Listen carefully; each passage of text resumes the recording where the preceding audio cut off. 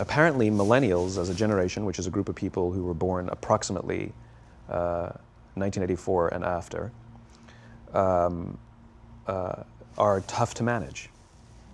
And they're accused of being entitled and narcissistic and self-interested, unfocused, lazy. But entitled is the big one. And because they confound leadership so much, what's happening is leaders are asking the millennials, what do you want? And millennials are saying, we want to work in a place with purpose, love that. We want to make an impact, whatever that means. We want free food and beanbags. And so somebody articulates some sort of purpose, there's lots of free food and there's beanbags, and yet for some reason, they're still not happy. And that's because they're missing, there's a missing piece. What I've learned is that I can break it down into 4 pieces, right? There are four things, 4 characteristics. One is parenting, the other one is technology, the third is impatience, and the fourth is environment. The generation that we call the millennials, too many of them grew up subject to, not my words, failed parenting strategies, where, for example, they were told that they were special all the time.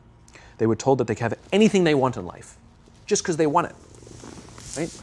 They were told, some of them got into honors classes, not because they deserved it, but because their parents complained.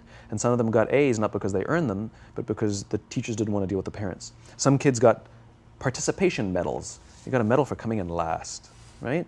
Which the science we know is pretty clear, which is it devalues the medal and the reward for those who actually work hard. And it actually makes the person who comes in last feel embarrassed because they know they didn't deserve it. So it actually makes them feel worse, right? So you take this group of people and they graduate school and they get a job, and they're thrust into the real world, and in an instant, they find out they're not special, their moms can't get them a promotion, that you get nothing for coming in last, and by the way, you can't just have it because you want it, right? And in an instant, their entire self-image is shattered. And so you have an entire generation that's growing up with lower self-esteem than previous generations. The other problem, to compound it, is we're growing up in a Facebook, Instagram world. In other words, we're good at putting filters on things. We're good at showing people that life is amazing even though I'm depressed, right? And so everybody sounds tough, and everybody sounds like they got it all figured out. And the reality is there's very little toughness, and most people don't have it figured out. And so when the more senior people say, well, what should we do? They sound like, this is what you got to do. And they have no clue, right? So you have an entire generation growing up with lower self-esteem than previous generations, right? Through no fault of their own, right? They were dealt a bad hand, right? Now let's add in technology. We know that engagement with social media and our cell phones releases a chemical called dopamine.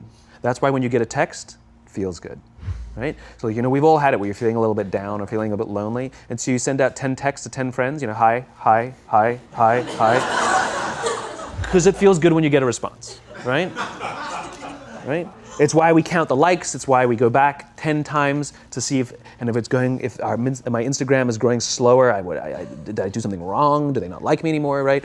The trauma for young kids to be unfriended, right? Because we know when you get a hit of dopamine, which feels good. It's why we like it. It's why we keep going back to it. Dopamine is the exact same chemical that makes us feel good when we smoke, when we drink, and when we gamble. In other words, it's highly, highly addictive. Right?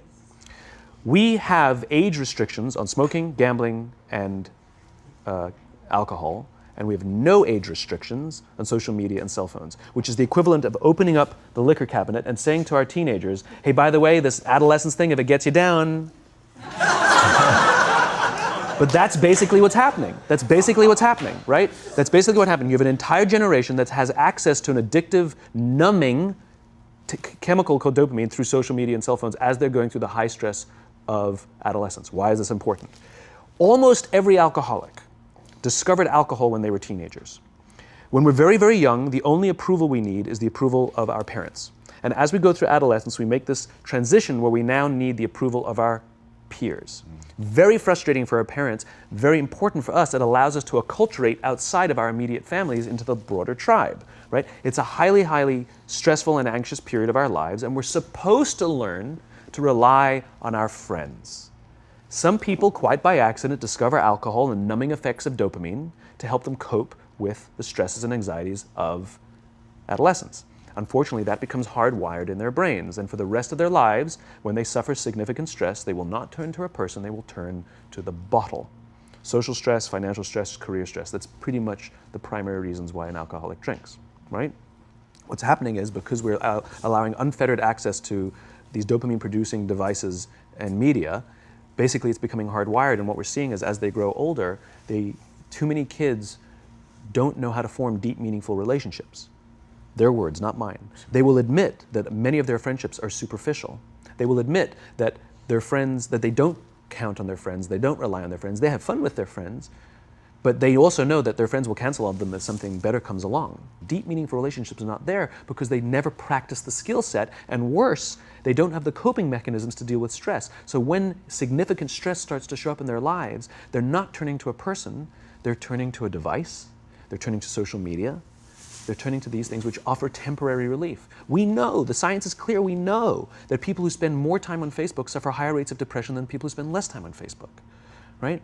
These things balanced. Alcohol is not bad, too much alcohol is bad. Gambling is fun, too much gambling is dangerous, right? There's nothing wrong with social media and cell phones. It's the imbalance, right? If you're sitting at dinner with your friends and you're texting somebody who's not there, that's a problem. That's an addiction.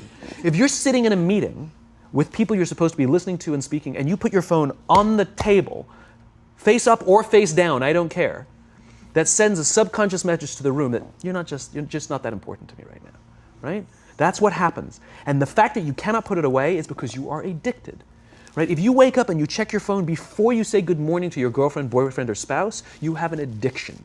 And like all addiction, in time, it'll destroy relationships, it'll cost time, and it'll cost money, and it'll make your life worse, right? So you have a generation growing up with lower self-esteem that doesn't have the coping mechanisms to deal with stress, right? Now you add in the sense of impatience, right? They've grown up in a world of instant gratification. You want to buy something, you go on Amazon, it arrives the next day. You want to watch a movie? Log on and watch a movie. You don't check movie times. You want to watch a TV show? Binge. You don't even have to wait week to week to week, right? I know people who skip seasons just so they can binge at the end of the season, right? Instant gratification. You want to go on a date? You don't even have to learn how to be like, hey. You don't even have to learn and practice that skill. You don't have to be the uncomfortable one who says yes when you mean no and says no when you mean no, but yes when you... You don't have to swipe right. Bang, I'm a stud. Right? You don't have to learn the social coping mechanisms, right? Everything you want, you can have instantaneously. Everything you want, instant gratification, except job satisfaction and strength of relationships. There ain't no app for that. They are slow, meandering, uncomfortable, messy processes. And so I keep meeting these wonderful, fantastic, idealistic, hardworking, smart kids. They've just graduated school. They're in their entry-level job. I sit down with them and I go, how's it going? They go, I think I'm going to quit. I'm like, why? They're like, I'm not making an impact. I'm like, you've been here 8 months. You know? It's as if they're standing at the foot of a mountain and they have this abstract concept called impact that they want to have in the world, which is the summit. What they don't see is the mountain. I don't care if you go up the mountain quickly or slowly, but there's still a mountain. And so what this young generation needs to learn is patience. That some things that really, really matter, like love, or job fulfillment, joy, love of life, self-confidence, a skill set, any of these things, all of these things take time. Sometimes you can expedite pieces of it, but the overall journey is arduous and long and difficult. And if you don't ask for help and learn that skill set, you will fall off the mountain, or you will, the worst case scenario, and we're already seeing it, the worst case scenario is we're seeing an increase in suicide rates, we're seeing an increase in this generation, we're seeing an increase in accidental deaths due to drug overdoses, we're seeing more and more kids drop out of school or take leaves of absence due to depression, unheard of. These are all, this is really bad. The best case scenario, those are all bad cases, right?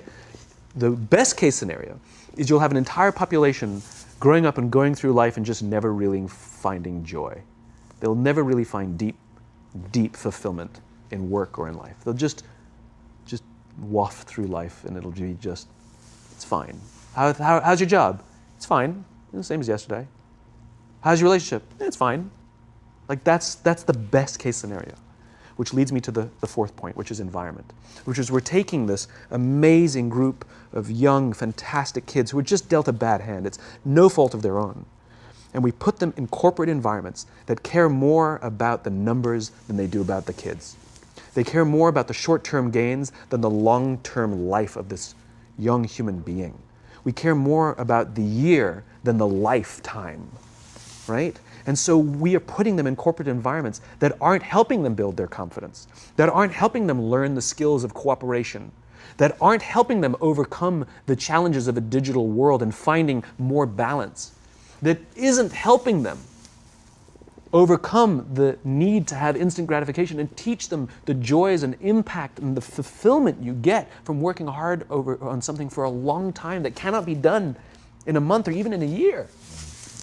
And so we're thrusting to them in corporate environments, and the worst part about it is they think it's them. They blame themselves. They think it's them who can't deal. And so it makes it all worse. It's not. I'm here to tell them it's not them. It's the corporations, it's the corporate environments, it's the total lack of good leadership in our world today that is making them feel the way they do. They were dealt a bad hand, and I hate to say it, but it's the company's responsibility. Sucks to be you, like we have no choice, right? This is what we got, and I wish that society and their parents did a better job. They didn't. So we're getting them in our companies, and we now have to pick up the slack. We have to work extra hard to figure out the ways that we build their confidence. We have to work extra hard to find ways to teach them the social skills that they're missing out on. There should be no cell phones in conference rooms. None. Zero. And I don't mean the kind of like sitting outside waiting to text. I mean like when you're sitting and waiting for a meeting to start, this is what we all do. We all sit here and wait for the meeting to start. Meeting starting? Okay. And we start the meeting. No, that's not how relationships are formed. Remember we talked about it's the little things? Relationships are formed this way. We're waiting for a meeting to start and we go, how's your dad? I heard he was in the hospital. Oh, he's really good. Thanks for asking. He's actually at home now. Oh, I'm really glad. That was really amazing. I know, it was really scary for a while. That's how you form relationships. Hey, did you ever get that report done? Oh my God, no, I didn't. I'll help you out. Can I help you out with that? Really? That's how trust forms. Trust doesn't form at an event in a day. Even bad times don't form trust immediately. It's the slow, steady consistency. And we have to create mechanisms where we allow for those little innocuous interactions to happen. But when we allow cell phones in conference rooms, we just, okay, have the meeting. And then my favorite is like when there's a cell phone there and you go like this, you go. It rings and you go. I'm not going to answer that. Like, Mr. Magnanimous, you know?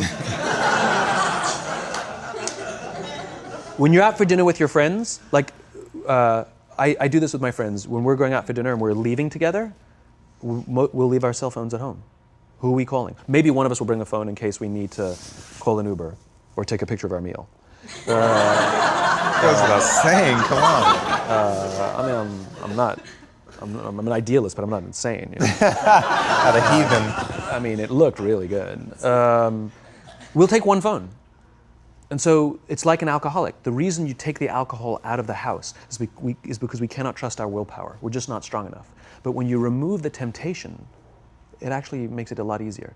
And so when you just say, don't check your phone, people literally will go like this. And somebody will go to the bathroom, and what's the first thing we do? Grab the phone. Because I wouldn't want to look around the restaurant for a minute and a half, you know? But if you don't have the phone, you just kind of enjoy the world. And that's where ideas happen. The constant engagement is not where you have innovation and ideas. Ideas happen when our minds wander and we go, and you see something, I bet they could do that. That's called innovation, right? But we're taking away all those little moments, right? You should not, and none of us should charge our phones by our beds. We should be charging our phones in the living rooms, right? Remove the temptation. You wake up in the middle of the night because you can't sleep, you won't check your phone, which makes it worse. But if it's in the living room, it's relaxed, it's fine. But it's my alarm clock. buy an alarm clock. They cost $8, right? I'll buy you an alarm clock, right? But the point is we now in industry, whether we like it or not, we don't get a choice. We now have a responsibility to make up the shortfall and to help this amazing, idealistic, fantastic generation build their confidence, learn patience, learn the social skills, find a better balance between life and technology. Because, quite frankly, it's the right thing to do.